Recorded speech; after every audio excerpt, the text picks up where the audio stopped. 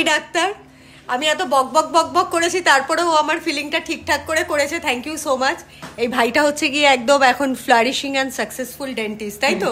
সুন্দরী বউকে নিয়ে এগিয়ে চল। আর ওর পুরো টিমও খুব কিউট। তোমার মুখটা দেখাও, সুন্দরী। আর তোমার নাম যেন কি? নামটা খুব কিউট ছিল, কি যেন নাম? আরে না, ওনার নামটা যেন কি ছিল, কি যেন? নামটা কিন্তু অসাধারণ, এক ঘর, বেণীমাধব মণ্ডল। এত সুন্দর করে অনেকটা ডাকছিল, বেণীমাধব কি যেন ইকুইপমেন্ট গুলো চাইছিলিস তুই।